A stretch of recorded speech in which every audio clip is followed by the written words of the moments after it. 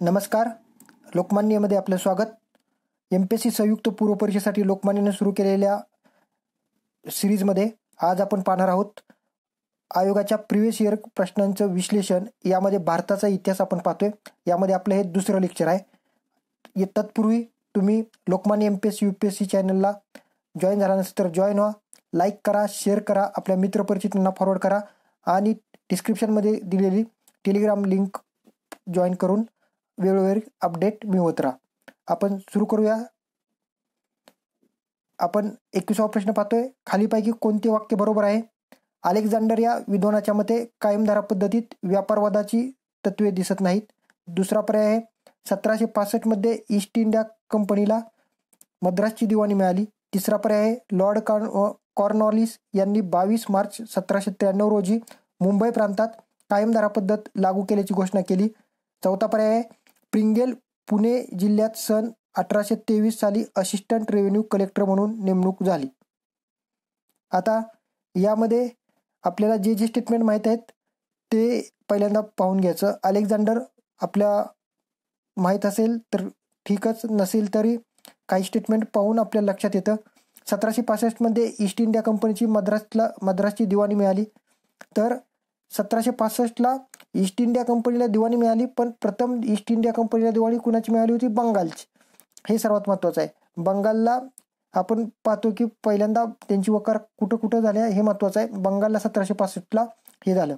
तिसरं आपल्या सगळ्यांना माहिती आहे लॉर्ड कॉर्नवॉलिस यांनी 22 मार्च 1793 रोजी मुंबई प्रांतात नाही तर इथं बंगाल प्रांतात कायमधारा पद्धत लागू केल्याची घोषणा केली.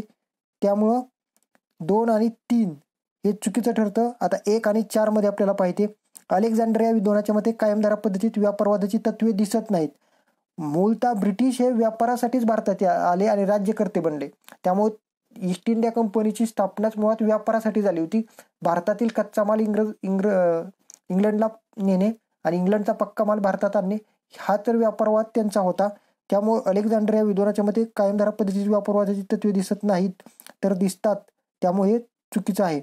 चौथं स्टेटमेंट आहे प्रिंगेलची पुणे जिल्ह्यात सन 1823 साली असिस्टंट रेव्हेन्यू कलेक्टर म्हणून नेमणूक झाली. इतिहासाचं तुम्ही गाठाळ किंवा कठारे वाचले असेल किंवा जर तुम्ही YCMUच्या बुकमध्ये वाचलं असेल, यशवंतराव चव्हाण मुक्त विद्यापीठाची काही इतिहासाची बुक आहेत BAची MAची, यामध्ये व्यवस्थित महाराष्ट्राचा इतिहास दिलेला आहे. कोणता गव्हर्नर जनरल होता, कुठं काय घडलं हे मोकळ्या वेळेत तुम्ही थोडंफार वाचून ठेवा, जेणेकरून जे डीपमध्ये प्रश्न येतात ते आपल्याला सुटण्यास मदत होते. आता प्रिंगेलची पुणे जिल्ह्यात सन 1823 साली असिस्टंट रेव्हेन्यू कलेक्टर म्हणून नेमणूक झाली. हे जरी आपल्याला माहीत नसेल तर वरील 3 वाक्य आपण निगेशन पद्धतीनं काढून टाकली तर चौथा पर्याय बरोबर येतो. म्हणून याचं उत्तर 4 आहे. माहीत नसले तरी थोड्याशा आपल्या माहितीच्या आधारे सुद्धा आपण हे प्रश्न सोडवू शकतो. आणि तुम्ही यशवंतराव चव्हाण मुक्त विद्यापीठाची बुक जी ऑनलाईन आहे ती वाचून घ्या, कारण आपल्या आता मोबाईलमध्ये आपण अभ्यास करत असताना काही बुक सुद्धा मिळतात. ती बुक वाचली तरी आपल्याला फायदा होतो. यानंतर 22वा प्रश्न आहे योग्य जोडा लावा. स्वातंत्र्य, समता आणि बंधुता. ब आहे कायमधारा पद्धती, क आहे महालवारी पद्धती, ड आहे रयतवारी पद्धती. आणि इकडे आहे 1 James Stephens, 2 Lord Cornwallis, 3 Thomas Munro, 4 William Bentinck. हे सर्व आपल्याला Lord Cornwallis, Munro, William Bentinck हे गव्हर्नर जनरलच्या बद्दल आपल्याला माहिती दिलेली आहे. तर हे गव्हर्नर जनरल कोणकोणते होते, कुणाच्या काळात काय घडलं, कोणती पद्धत कधी लागू झाली, भूसुधारणा पद्धतीमध्ये कोण आघाडीवर होतं, कुणाच्या काळात काय आलं हे आपल्याला माहीत असलंच पाहिजे. भूसुधारणा 3 पद्धतीची होती, कायमधारा, रयतवाली आणि महालवारी. या 3 मध्ये आता कुणी सुरू केले हे आपल्याला पाहावं लागलं, कारण स्वातंत्र्य, समता, बंधुता तुम्हाला माहीत नसले तरी या 3 पद्धतीचा जर अभ्यास चांगल्या पद्धतीने असेल तरी आपल्याला हे प्रश्न सुटू शकतात. साधारण कायमधारा पद्धत ह्याच्याबद्दल आपण सगळं पाहू, रयतवारीबद्दल पाहू आणि महालवारीबद्दल पण पाहू. कायमधारा पद्धत लागू झाली 1793ला. विस्तार झाला बंगाल, बिहार, ओरिसा, बनारस व उत्तर कर्नाटकाचा काही भाग. कोणी लागू केली कायमधारा? तर कॉर्नवॉलिस व जॉन शुअर. त्याची पातळी कशी होती किंवा स्तर कशा पद्धतीने होता? सर्वोच्च पातळीवर शासन होतं, त्यानंतर जमीनदार आणि नंतर शेतकरी होते. आणि कराचं प्रमाण किती होतं? तर 19% होतं. हे लक्षात ठेवा. 19% भागात ही कायमधारा पद्धत लागू होती. यानंतर रयतवारी पद्धत 1820ला लागू झाली. विस्तार होता आसाम, मुंबई आणि मद्रास कुणी लागू केली? थॉमस मनरो मद्रासमध्ये. आणि स्तर काय होता? शासन आणि डायरेक्टली रयत. म्हणजे यामध्ये मध्यस्थी कुणीही नव्हतं, शासन आणि रयत होते. आणि 51% प्रमाण होतं. महालवारी पद्धत 1822ला सुरू झाली, लागू झाली. विस्तार कुठं होता? पंजाब, आग्रा, अवध आणि संयुक्त प्रांत, युनायटेड प्रोव्हिन्स त्या काळात म्हणलं जायचं. कोणी लागू केली? होल्ट मॅकेंझीनं. ते जे स्तर कसा होता? महाल असेल, त्यानंतर कुळ आणि यानंतर शासन. म्हणजे पहिल्यांदा शासनाची जमीन, शासनावर कुळ असायचं, कुळानंतर महाल, त्यामुळे महालवारी पद्धत म्हणली जाते. प्रमाण 30% होतं. यानंतर मौजेवारी पद्धत सुद्धा होती, जी लॉर्ड इल्फिस्टननं सुरू केली होती. आणि बोली पद्धत होती, जी वॉरन हेस्टिंगनं सुरू केली होती. यानंतर इलिफ्स्टननं जी मौजवारी पद्धत सुरू केली होती, त्यामध्ये मौजेवारी, कायमदार आणि रयतवारी या तिन्ही पद्धतीची मिळून एक जमीन महसूल पद्धत इलिफ्स्टननं तयार केली होती. हा प्रश्न आपल्याला राज्यसेवा मुख्य 2018ला आला होता की इलिफ्स्टनच्या जी जमीन महसूल पद्धतीत कोणकोणत्या 3 पद्धती होत्या? तर ह्या 3 पद्धती आहेत, मौजेवारी, कायमदार आणि रयतवारी यांचा समन्वय होता. हे महत्वाचं आहे. आता आपण पाहिलं कायमदारा पद्धती कुणाची आहे, महालवारी कुणाची, रयतवारी कुणाची. आणि या प्रश्नामध्ये विचारले आपल्याला स्वातंत्र्य समता बंधू जरी माहीत नसलं तरी या 3 जोड्या बरोबर लावल्या आपण तरी आपण हे होऊ शकतो. कायमदारा कुणी आणली पद्धत? कॉर्नवॉलिस. बचं 2 किती ठिकाणी आहे? एकाच ठिकाणी आहे. त्यामुळे आपल्याला एक हा पर्याय लगेच सापडून जातो. वेळ वाचवायची असेल तर तो पर्याय जिथं असेल त्याची जोडी लावायची, पुढे निघून जायचं. एकदम कमी वेळेत आपला प्रश्न सोडून होतो. यानंतर स्वातंत्र्य समता बंधुता कुठं आहे? लॉर्ड विल्यम बेंटिंगच्या काळातली आहे. रयतवारी पद्धत कुणाच्या काळात आहे? Thomas Munro. आणि महालवारी पद्धत कुणाच्या काळात आहे? स्वातंत्र्य समता आणि बंधुता पुरस्कर्ता जेम्स स्टीफन्स आहे. आणि रयतवारी पद्धत जी आहे ती कुणाच्या काळामध्ये आलेली आहे? थॉमस मनरोच्या. आणि महालवारी पद्धत जी आहे ती लॉर्ड विल्यम बेंटिंगच्या काळामध्ये आहे. हे सर्वात महत्वाचं लक्षात असू द्या. स्वातंत्र्य समता बंधुता जेम्स स्टीफन्स. कायमधारा पद्धत कोण? Lord Cornwallis. महालवारी पद्धत लॉर्ड विल्यम बेंटिंग. आणि रयतवारी पद्धत थॉमस मनरो आणि रीड यांनी रयतवारी पद्धत लागू केली. एवढं लक्षात ठेवा. रयतवारी पद्धत आपल्या शिवाजी महाराजांच्या जेव्हा मुंबई प्रांत असं लक्षात ठेवा, रयतेचं राज्य म्हणून रयतवारी. अगदी शॉर्टकटने लक्षात ठेवायचं म्हणलं तर रयतवारी पद्धत आपल्या शिवाजी महाराजांच्या काळापासूनच होती. त्यामुळे परत इथं रयतवारी थॉमस मनरो आणि रीडनं अभ्यास करून जरी सुरुवात केली असली तरी रयतवारी पद्धत अगोदरच आपल्या भागामध्ये होती. आता जमीनदारी आणि रयतवारी याबद्दल आपण पाहू. जमीनदारीमध्ये जमीन महसुलाच्या रकमेचे 2 भाग होते. यामध्ये सरकारला काही भाग द्यावा लागायचा, जमीनदाराला काही भाग द्यावा लागायचा. पण सरकार यातलं 89% भाग सरकारला जायचा आणि 11% फक्त जमीनदाराला जायचा. जमीनदारीमध्ये काय होतं? सर्व जमीन व वसुली अधिकाऱ्यांचे जमीनदारामध्ये रूपांतरित करण्यात आलं होतं. आणि जमिनीवरचे पूर्वापार चालत आलेले हक्क हिरावून घेण्याचा सुद्धा त्यामध्ये अधिकार होता जमीनदारीमध्ये. हे सर्वात महत्वाचं आहे. रयतवारी पद्धत कशी सुरू झाली? तर कायमदारा पद्धतीतील दोष दूर करण्यासाठी व जमीनदारीच्या पद्धतीला काही आळा घालण्यासाठी रयतवारी पद्धत अस्तित्वात आली. यामध्ये भूमिकर जो अधिकार होता तो शेतकऱ्यांच्यावरच होता. डायरेक्टली शेतकरी कुणाला द्यायचे? शासनाला द्यायचे. हे रयतवारी जमीनदारीमध्ये आपण पाहिलं. यानंतरचा प्रश्न आहे, ब्रिटिशांनी शेतसारा वसूल करण्यासाठी कोणत्या पद्धतीचा वापर केला? आपण पाहिला आता जमीनदारी आणि रयतवारी. वतनदारी, जहागीरदारी, रयतवारी या पद्धती अगोदरच्या काळामध्ये होत्या. ब्रिटिशांच्या काळात जमीनदारी आणि रयतवारी होती. त्यामुळं पर्याय एका बरोबर ठरतो. रयतवारी, वतनदारी आणि जहागीरदारी या कधी होत्या? मुघलांच्या काळामध्ये आणि शिवाजींच्या काळामध्ये जहागिरी दिली जायची, वतनदारी असायची. हे महत्वाचं आहे. यानंतरचा प्रश्न आहे, ब्रिटिशांनी महाराष्ट्रात रयतवारी पद्धत का लागू केली?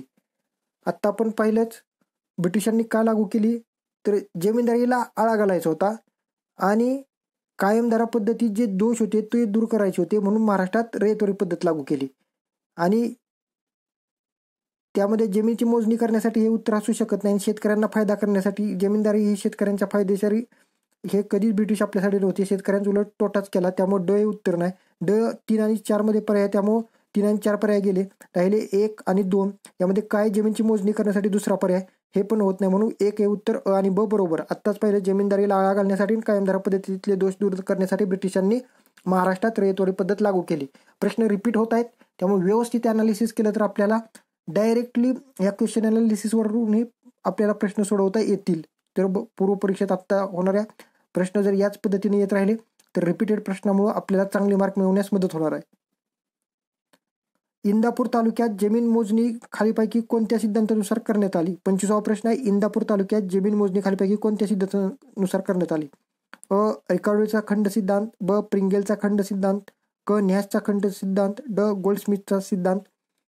जे काही बुक आहेत, अनिल कटारे सरांचं बुक असेल किंवा गाठाळ सरांचं बुक असेल, यामध्ये दिलेलं आहे आणि YCMUच्या बुकमध्ये पण आहे. त्यामुळे डायरेक्टली हा प्रश्न आलेला आहे. तर रिकार्डोचा खंड सिद्धांत याद्वारेच इंदापूर तालुक्यातली जमीन मोजणी संबंधित आहे, हे लक्षात असू द्या. त्यामुळे उत्तर हे अ ठरतं. काही फॅक्च्युअल डाटा पाठच असला पाहिजे तरच प्रश्नाचे उत्तर येतात. यानंतर 26वा प्रश्न आहे. इल्फिस्टनने कॉर्नवालिस व मनरो यांच्या प्रचलित महसूल पद्धत नाकारून तिसरी कोणती पद्धत सुरू केली? इल्फिस्टनने कोणती पद्धत सुरू केली विचारली. आत्ताच आपण पाहिले इल्फिस्टनच्या कोणत्या पद्धतीमध्ये कोणत्या 3 पद्धती होत्या. यामध्ये रयतवारीचा समन्वय होता, आणखीन कोणती पद्धत त्यामध्ये त्या होती. पण यानं कोणती पद्धत तयार केली होती? मौजेवारी पद्धत सुरू केली होती आणि ही मुंबई प्रांतात यानं लागू केली होती. लॉर्ड एल्फिस्टननं मौजेवारी पद्धत सुरू केली होती, हे लक्षात असू द्या. आणि ही मौजेवारी पद्धतीमध्ये रयतवारी, काही आपण पाहिलं कायमधाऱ्याचा काही समन्वय होता किंवा ज्या काही पद्धती होत्या त्यामध्ये त्यांनी एकत्र करून एकच पद्धत सुरू केली होती. यानंतरचा प्रश्न आहे. कोणत्या महसूल पद्धतीत शेतकरी जमीन मालक बनले? आत्ताच सांगितलं, रयतवारी पद्धतीमध्ये रयतेची जमीन होती त्यामुळं शेतकरी त्याचे मालक बनले होते. जमीन स्वतः कसायचे, जमीन विकायत होते, वडिलोपार्जित जमीन सर्व मुलांना सामान्यात वाटप करत होते. आणि रयतवारी पद्धतीचा प्रयोग इंदापूरमध्ये प्रथमचा झाला होता. आणि या पद्धतीत शेतकरी व सरकार यांचा प्रत्यक्ष संबंध याचा. त्यामुळे इतर जी आहेत महालवार असेल किंवा कायमधारा असेल किंवा दुसरी कोणती पद्धत असेल त्यापेक्षा ही पद्धत तुलनेनं जरा बरी होती. रयतवारी पद्धती सारा 2 पद्धतीचा होता. कायम ठरवून दिलेला असता आणि विशिष्ट काळापुरताही ठरवून दिला जायचा. कोणती पद्धत लागू करायची रयतेवर अवलंबून होती. आणि रयतवारी पद्धतीमध्ये सर्वात महत्वाचं होतं की यामध्ये मध्यस्थी नव्हता आणि शेतकऱ्यांचा शेत जमिनीवर पूर्ण अधिकार होता, हे सर्वात महत्वाचं होतं. याचं उत्तर 3 आहे. कोणत्या महसूल पद्धतीत शेतकरी जमीन मालक होते? तर रयतवारीमध्ये. 28वा प्रश्न आहे. शेतकरी व ईस्ट इंडिया कंपनी यांचा टिंबटिंब या महसूल पद्धतीत प्रत्यक्ष थेट संबंध होता. आत्ताच पाहिलं रयतवारी पद्धत चांगली करून ठेवा, सतत प्रश्न आहेत. कोणत्या पद्धतीत शासकीय अधिकारी सरळ शेतकऱ्याकडून जमीन वसूल करत होते? रयतवारी. प्रश्न फक्त फिरवून विचारलेले आहेत, रिपीटेड आहेत, त्यामुळं फक्त प्रश्नाचं स्वरूप बदललं, उत्तर तेच आहे. त्यामुळे काही पद्धतीबद्दल माहिती असेल तर आपल्याला प्रश्न सोडवणं एकदम सोपं होणार आहे. 30वा प्रश्न आहे. लॉर्ड डलहौसीच्या बाबत पुढीलपैकी कोणते विधान बरोबर आहेत? रेल्वे युग सुरू झाले, स्वतंत्र सार्वजनिक बांधकाम खाते निर्माण झाले, 1852 मध्ये तार विभागाची स्थापना केली, 1854 मध्ये पोस्ट कायदा संमत करून टपाल तिकिटाची सुरुवात केली. लॉर्ड डलहौसी, ज्यालाच अर्ल ऑफ डलहौसी असं त्याचं नाव होतं, वयाच्या 36व्या वर्षी गव्हर्नर जनरल बनला होता. अगोदर बोर्ड ऑफ ट्रेडचा तो अध्यक्ष होता. हा साम्राज्यवादी आणि विस्तारवादी जीवन त्याच्या धोरणासाठी ओळखला जातो. लॉर्ड डलहौसीचा काळ 1846 ते 1856 आहे. लॉर्ड डलहौसीच्या काळात दत्तक विधान नामंजूर तत्वाचा वापर करून काही संस्थांनी खालसा केली होती. यामध्ये सातारा 1848 मध्ये, जयपूर व संबलपूर 1849 मध्ये, भगत 1850 मध्ये, उदयपूर 1852 मध्ये, झाशी 1853 मध्ये, नागपूर 1854 मध्ये. आवधचा ताबा गैरप्रशासनाच्या कारभारावरून घेण्यात आला होता. परत याच्याच काळात शिक्षणामध्ये काही बदल घडले होते. 1854ला वूडचा खलिता आला होता. 1853ला थॉम्सन पद्धत आली होती, ज्यात देशी भाषेवर भर देण्यात आला होता शिक्षणामध्ये, आणि इंजिनिअरिंग कॉलेजची रुडकीला स्थापना झाली होती. आणखी 1853ला पहिली रेल्वे डलहौसीच्या काळामध्येच मुंबई ते ठाणे धावली होती. 1852ला तार विभागाची स्थापना केली होती. सार्वजनिक बांधकाम विभागाची स्थापना यांनीच केली होती. 1854ला पोस्ट कायदा संमत केला होता. 1856ला विधवा पुनर्विवाह कायदा संमत केला होता. याला पाठिंबा दिला होता ईश्वरचंद्र विद्यासागर यांनी. आणि 1853ला चार्टर ऍक्ट आले होते, याद्वारे स्पर्धा परीक्षा सुरुवात झाली होती. म्हणजे एवढं सगळं लॉर्ड डलहौसीने केलं. म्हणजे डलहौसी हा एक साम्राज्यवादी जरी असला तरी विकासाच्या बाबतीत तो पुढारलेला होता. याच्या काळातच भारतामध्ये पायाभूत सुविधामध्ये वाढ झालेली आहे. रेल्वे सुरू झाली, सार्वजनिक बांधकाम विभाग सुरू झाला, ग्रँड ट्रँक रोड असेल, काय असेल, सगळं डलहौसी एकदम विचारवंत होता आणि त्याला विकासाबद्दल धोरण त्याचं चांगलं होतं, कारण बोर्ड ऑफ ट्रेडचा तो अध्यक्ष असल्यामुळं व्यापारवादी धोरणातून तो जरी काम करत असला तरी यासाठी त्यानं पायाभूत सुविधांची निर्मिती भारतामध्ये सुरुवात केली होती. त्यामुळे हे सर्व बरोबर आहेत. आत्ताच आपण वाचलेला आहे पर्याय 4 बरोबर ठरतो. भारताची राजधानी कलकत्त्यातून दिल्लीला नेणाऱ्या ब्रिटिश गव्हर्नर जनरलचे नाव सांगा. थेट प्रश्न आहे. गव्हर्नर जनरल कोण, कोणतं कार्य, कशासंबंधित चर्चेत होता, कोणते युद्ध याच्या काळात झाली, कोणतं कार्य या गव्हर्नरनं केलं, वाईट चांगलं सर्व लक्षात ठेवा, जेणेकरून प्रश्न चुकले नाही पाहिजेत.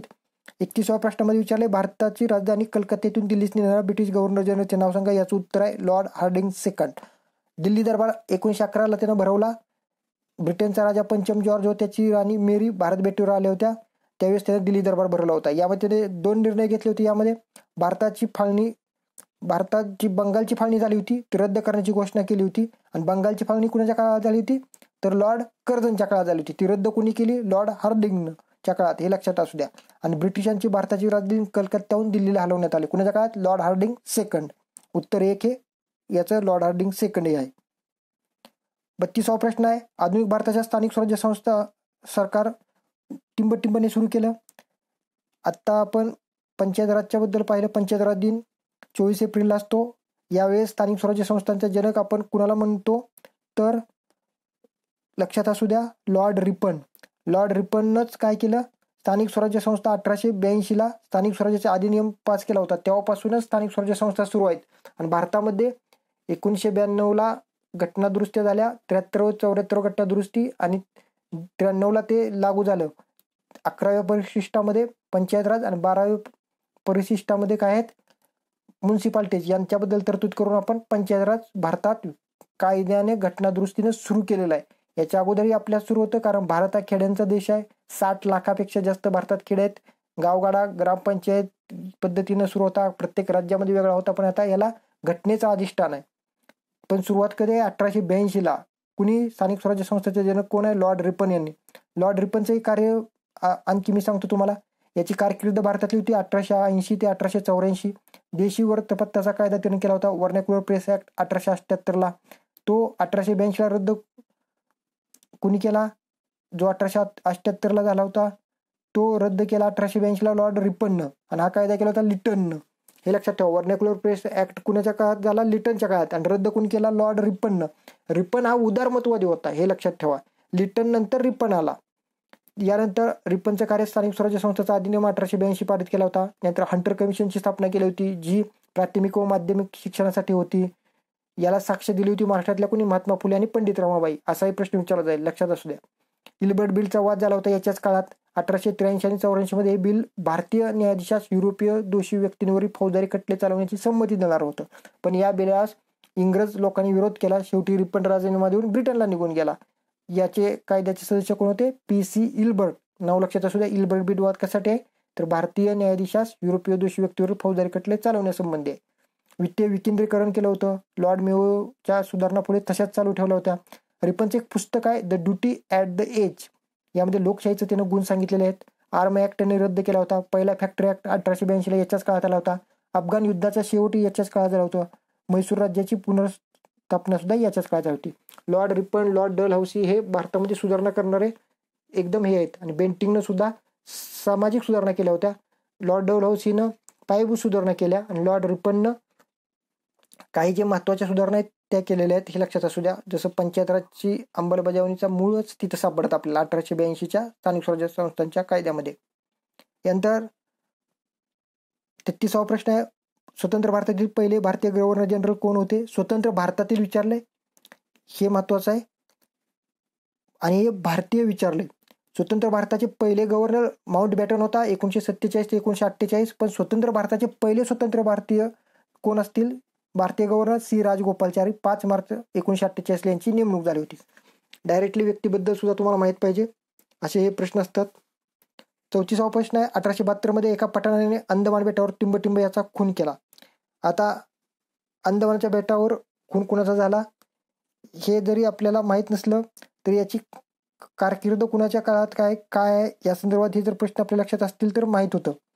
लॉर्ड मेयो 1869 ते 72 यांची कारकीर्द आहे. एकमेव असा अधिकारी आहे की ज्याचा खून होऊन हा एकमेव व्हाईसरॉय मृत्युमुखी पडला होता. 1872ला अंदमान येथे पठाणाने लॉर्ड मेयोची हत्या केली होती. हा पठाण कैदी होता आणि त्या पठाणानंच लॉर्ड मेयोची हत्या केली होती. पण लॉर्ड मेयोच्या बाबत सुद्धा चांगला अधिकारी होता, कारण वित्तीय विकेंद्रीकरणाचा जनक लॉर्ड मेयोला समजलं जातं. याच्याच काळात जनगणनेची सुरुवात 1872ला झाली होती. यांनी 2 कॉलेजची स्थापना केली होती, राजकोट कॉलेज आणि मेयो कॉलेज. राजकोट कॉलेज काठियावाडला होतं, मेयो कॉलेज अजमेरला होतं. भारतीय राजपुत्रांच्या शिक्षणासाठी एक प्रशिक्षण शाळा होत्या. शारदा कालवा सुद्धा यांनी केला होता. आणि सर्वात महत्त्वाचं स्टॅटिस्टिकल सर्वे ऑफ इंडियाची स्थापना 1871ला याच्याच काळात झाली होती. लॉर्ड मेयो लक्षात ठेवा, एका पठाणाने अंदमान बेटावर खून केला होता. लॉर्ड डलहौसीबद्दल मी सांगितले. लिटन सुद्धा एक लॉर्ड वेलेस्ली याच्याबद्दलही आपण पाहिले. गव्हर्नर जनरलची सर्व माहिती व्यवस्थित करून ठेवा. आता योग्य कामगिरीच्या जोड्या लावा 35वा प्रश्न आहे. सार्वजनिक बांधकाम खाते PWD कोणी सुरू केलं तर लॉर्ड डलहौसीनं. 1857च्या उठावेळी गव्हर्नर जनरल कोण होता, कोण असणार आहे त्याच्या काळात? कॅनिंग. वर्नॅक्युलर प्रेस ऍक्ट कोणी पास केला? लिटननं. आणि भगवद्गीतेचं इंग्रजी भाषांतर कोणी केलं तर लॉर्ड कॉर्नवॉलिस. हे लक्षात असू द्या. PWD कोणाच्या काळात? डलहौसीच्या काळात. 1857ची उठावाचे governor Lord Canning. Vernacular press act Lord Lytton आणि भगवद्गीतेचे इंग्रजी भाषांतर लॉर्ड कॉर्नवॉलिस. काही फॅक्च्युअल डाटा पाठच करा जेणेकरून आपल्याला लगेच येईल. आता सार्वजनिक बांधकाम खातं आपण वाचलं डलहौसी. एकाच ठिकाणी 2 पर्याय डायरेक्ट उत्तर डायरेक्ट पुढे जाऊ शकता, पण माहीत नसेल तर 2-3 जोड्या पाहून उत्तरं आपल्याला येऊ शकतं. यानंतरचा प्रश्न आहे, कोणत्या गव्हर्नर जनरलनी इनाम कमिशन 1828ला नेमलं? इनाम जमिनी असतात. या इनाम जमिनी आपण विशिष्ट कार्य करणाऱ्या लोकांसाठी दिला होता. यावर जो शेतसारा होता, महसूल होता, माफ होता. पण इंग्रजांनी असा कायदा केला की तुम्ही या इनाम जमिनीची कागदपत्र दाखवा. पण यांची कागदपत्र ज्या अधिकाऱ्याकडे नव्हती त्या अधिकाऱ्यांकडच्या जमिनी आपण इंग्रजांनी जप्त केला. आत्ताचं जे इनामदार आडनाव आहे तेच इनाम लक्षात ठेवा, त्यांच्याकडे इनाम होतं आणि त्या इनामदारांकडूनच इनाम हे काढून घेण्यात आलेले आहेत. त्यामुळे इनाम म्हणजेच अशा जमिनी की ज्या विशिष्ट कार्यासाठी लोकांना दिल्या गेल्या होत्या. म्हणून इनामाच्या जमिनीचं कमिशन, इनाम कमिशन त्याला 1828ला नेमलं. तर कोणत्या गव्हर्नर जनरलला नेमलं तर लॉर्ड विल्यम बेंटिंगनं. हे लक्षात असू द्या. लॉर्ड विल्यम बेंटिंगचा कार्यकाळ कधी होता? 1828 ते 35. याच्याच काळात भारतात शांतता आणि सुधारणा जास्त परिणाम घडून आल्या, कारण विल्यम बेंटिंग इतिहासात सगळ्यात शांतता व सुधारणेसाठी प्रसिद्ध राहिला. याच्या काळामध्ये सतीबंदी कायदा आला होता 1829ला. राजाराम मोहन राय यांच्या प्रयत्नानं प्रथम बंगालमध्ये आणि 1830ला मुंबई व मद्रास प्रांतामध्ये लागू झाल्या होत्या. सतीबंदी प्रथा यात बंद झाली होती. अर्धा भत्ता रद्द केला होता सैनिकांचा. शांततेच्या काळात जो मिळायचा तो बंद केला होता, पण आता फक्त तो कलकत्त्यामध्येच लागू होता. बेंटिंगनं कलेक्टर व जिल्हा मॅजिस्ट्रेटची कामे एकाच व्यक्तीच्या हातात दिली होती. बालमृत्यू म्हणजे अर्भक हत्या त्यांनी काय केली होती? बंदी घातली होती, जी राजपूत राज्यामध्ये आणि बंगालच्या सौगर बेटावर व्हायची. ठगांचा बंदोबस्त सुद्धा बेंटिंगच्या काळात झाला 1829-30 मध्ये. यासाठी त्यांना कर्नल विल्यम स्लीमन या अधिकाऱ्याची नेमणूक केली होती. शैक्षणिक धोरणावरील इतिवृत्त त्यांनी मॅकॉलेचा मसुदा, ज्याला आपण म्हणतो मॅकॅल्यू मायन्युटी, 2 फेब्रुवारी 1835ला प्रसिद्ध झाला होता. यामध्ये इंग्रजी शिक्षणाचा पुरस्कार केला गेला होता. आणखीन पेनिन्सुलर आणि ओरिएंटल आगबोट्या कंपन्या याच्याच काळात सुरू झाल्या होत्या. इनाम कमिशन 1828ला यांच्या काळात आलं होतं. अशा भरपूर सुधारणा लॉर्ड विल्यम बेंटिंगच्या काळात सुद्धा घडून आल्या होत्या. यानंतरचा प्रश्न आहे, 5 मार्च 1948 रोजी टिंबटिंब यांची भारताचे पहिले गव्हर्नर जनरल म्हणून नेमणूक झाली. आताच आपण पाहिलं सी राजगोपालचारी. 38 पुढीलपैकी अचूक जोडी ओळखा. वॉरन हेस्टिंग लिलाव पद्धतीने महसूल गोळा. लॉर्ड कॉर्नवॉलिस कायमधारा पद्धत बंगाल. थॉमस माल्थस रयतवारी पद्धतीचा पुरस्कर्ता. थॉमस कीथ प्रिंगेल डेव्हिड रिकार्डोचा शिष्य. आता आपल्याला कॉर्नवॉलिसबद्दल माहिती आहे कायमधारा पद्धत, वॉरन हेस्टिंगबद्दल माहिती आहे लिलाव पद्धतीने महसूल गोळा. थॉमस माल्थस आणि रॉबर्ट कीथ प्रिंगेलबद्दलच आपण पाहिलं डेव्हिड रिकार्डोचा शिष्य आहे, आणि थॉमस माल्थस रयतवारी पद्धतीचा पुरस्कर्ता. हे सर्वच बरोबर आहे. माल्थसचा सिद्धांत किंवा प्रिंगेलची थेअरी हे इतिहासामध्ये काही पद्धतीने दिलेलं आहे. हे सगळ्यात जास्त चांगल्या पद्धती तुम्हाला YCMUच्या बुकमध्ये सापडेल. काही महाराष्ट्राच्या इतिहासाच्या बुकमध्ये सुद्धा सापडेल. व्यवस्थित वाचून ठेवा कशा पद्धतीने हे आहे. याचे सर्व पर्याय बरोबर आहेत. जोड्या आहेत Lord Bentinck, Lord Dalhousie, barrister Mukund Jayakar, Shri Walchand Hirachand. 1 grand trunk road, 2 सार्वजनिक बांधकाम खातं, 3 इंडियन रोड डेव्हलपमेंट कमिटी, 4 हिंदुस्तान एअरक्राफ्ट. आपल्याला एवढं माहिती आहे की डलहौसीच्या काळात सार्वजनिक बांधकाम हे झालं, तर बचं 2 असणारा पर्याय फक्त 2 आहे, त्यामुळे 2 हे आपण डायरेक्टली करू शकतो जर आत्ता आपण डलहौसी नीट वाचल्यामुळे. डलहौसी बेंटिंग असले व्यवस्थित करून तेव्हा प्रश्न सहज येतात. बेंटिंगच्या काळात काय घडून आलं? Grand trunk road. डलहौसीच्या काळात सार्वजनिक बांधकाम खातं. Barrister Mukundrao Jayakar Indian road development कमिटीमध्ये होते आणि श्री वालचंद हिराचंद हिंदुस्तान एअरक्राफ्ट लिमिटेडची स्थापना केली होती. अशा काही जोड्या आहेत. जरी माहीत नसेल तर 2 जोडीवरून किंवा एका जोडीवरून सुटतं, लगेच पुढे जायचं. सुटली की जोडी आपल्याला तो प्रश्न सुटला की पुढे जावा, कारण वेळ कमी असतो कंबाईनला. माहीत नसेल तरी तिथं प्रश्न कोणत्या पद्धतीने सुटत असेल तर सोडवा, नाही तर पुढे जावा, कारण वेळ फार कमी आहे कंबाईनला. एका तासात 100 प्रश्न आहेत. त्यामुळे थांबायचं नाही. थांबणे हाच गुन्हा आहे यामध्ये. 40वा प्रश्न आहे, खालीलपैकी चुकीची जोडी ओळखा. लॉर्ड कॅनिंग राज उपाधी कायदा, लॉर्ड लिटन भारतीय शस्त्र कायदा, लॉर्ड रिपन प्रथम फॅक्टरी कायदा, लॉर्ड कर्जन भारतीय विद्यापीठाची कायदा. यामध्ये लॉर्ड रिपन प्रथम फॅक्टरी कायदा आपण पाहिलं. लॉर्ड लिटन भारतीय शस्त्र कायदा याच्या काळात आला होता. लॉर्ड कर्जन भारतीय विद्यापीठाची स्थापना याच्याच काळात झाली होती. लॉर्ड कॅनिंग राज उपाधी कायदा लॉर्ड कॅनिंगच्या काळात नाही तर लिटनच्या काळात 1876ला महाराणी व्हिक्टोरियाला कैसर ए हिंद हा किताब दिला होता. त्यासाठी 1877ला दिल्ली दरबार भरवला होता. त्यामुळं हे लिटनच्या काळात झाला. आणि पण हा कायदा ब्रिटिश पार्लमेंटनं पास केला होता, हे लक्षात असू द्या. त्यामुळे एक हे चुकीचं आहे, बाकी तिन्ही बरोबर आहेत. थँक्यू. अशा पद्धतीने आपण 20 प्रश्न पाहिले. दररोज 40 प्रश्न पाहत असतो. तुम्ही लोकमान्य MPSC UPSC या चॅनेलला यूट्यूब चॅनेलला जॉईन करा, जेणेकरून तुम्हाला प्रत्येक वेळी अपडेट मिळत राहतील. लाईक करा, शेअर करा, सबस्क्राईब करा, मित्रपरिचितांना फॉरवर्ड करा व सर्वांचा अभ्यास होण्यासाठी या चॅनेलला आपण सर्व विद्यार्थ्यांपर्यंत पोचवा, जेणेकरून कोविडच्या काळामध्ये ज्या अभ्यासाची गती कमी झालेली आहे ती पुन्हा परत प्राप्त होईल. तुम्ही डिस्क्रिप्शनमध्ये दिलेली टेलिग्रामची लिंक जॉईन करून वेळोवेळी अपडेट मिळवू शकता. Thank you very much.